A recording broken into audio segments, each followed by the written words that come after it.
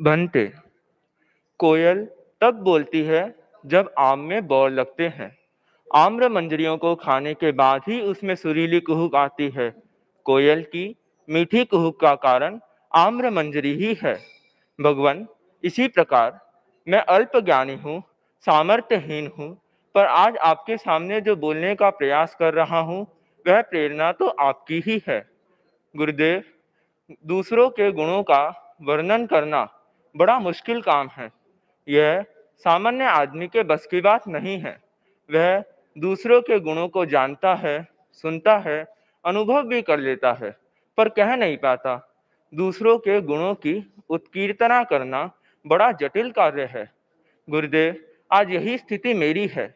यह समस्या मेरे सामने भी उभरी है, पर आपकी कृपा से मैं यह बात अच्छी तरह से जानता हूँ कि मैं जिस महापुरुष के गुणों का कीर्तन करना चाहता हूँ, उस पवित्र आत्मा की अनंत शक्ति, अनंत सामर्थ्य व अनंत प्रभाव का लाभ तो मुझे मिलेगा ही, और आपका आभा मंडल मुझे हर कार्य को पूर्ण करने में शक्ति व सामर्थ्य प्रदान करेगा।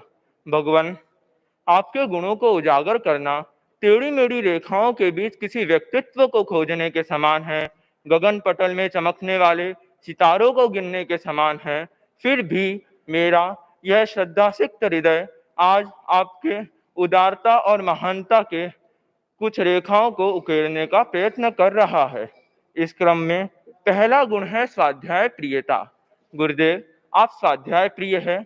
आपने शास्त्र, व्याकरण, कोश, न्याय, दर्शन आदि के हजारों हजारों श्लोकों को कंठस्थ किया।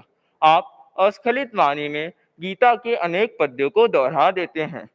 दूसरा है सौम्यता। गुरुदेव, आप बाहर से जितने अधिक सौम्य हैं, उससे भी अधिक सौम्य है आपका अंतःकरण। दर्शक सहज ही प्रथम दर्शन में आपको देखकर आकृष्ट हो जाते हैं। गुरुदेव, आप में सहजता, सरलता, मृदुता, नम्रता आदि का निर्झर सतत प्रवाहित रहता है। तीसरा है ध्यान साधना। गुरुदेव, आप एक योगनिष्ठ आचार्य हैं। आपका मन, वचन और काय तीनों पर नियंत्रण है। चौथा है परोपकार परायणता। गुरुदेव, आपका जीवन परोपकार के लिए सर्वात्मना समर्पित है। नदियां दूसरों के लिए बहती है, वृक्ष स्वयं फल न खाकर दूसरों को फल देते हैं, उसी प्रकार आपका शरीर भी दूसरों के उपकार के लिए प्रयुक्त होता है। पांचवा है मृदु व्यवहार। गुरुदेव, आप मृदु हैं, आपका व्यवहार भी मृदु है। आप मृदुता मिश्रित अनुशासना करते हैं, उपालंब से ज्यादा वत्सलता उड़ेलते हैं। छठा है अल्पभाषिता। गुरुदेव, आप अल्पभाषी हैं। आप सबकी बातों को, सबकी भावनाओं को ध्यान से सुनते हैं और उसका उत्तर उतना में ही देते हैं जितना आवश्यक हो। आपका प्रसिद्ध सूत्र है, अनावश्यक न बोलना सबसे बड़ा मौन है। सातवां है परिमित भोजन। गुरुदेव, इस संदर्भ में महर्षि चरक ने कौए का रूप बनाकर पूछा, को रुक, स्वस्थ कौन, स्वस्थ कौन? आचार्य वाग्भट्ट ने उत्तर दिया, जो परिमित भोजन करता है वह स्वस्थ है। गुरुदेव, आप परिमित भोजन करते हैं, गरिष्ठ भोजन का वर्जन करते हैं, इसलिए आप स्वस्थ है।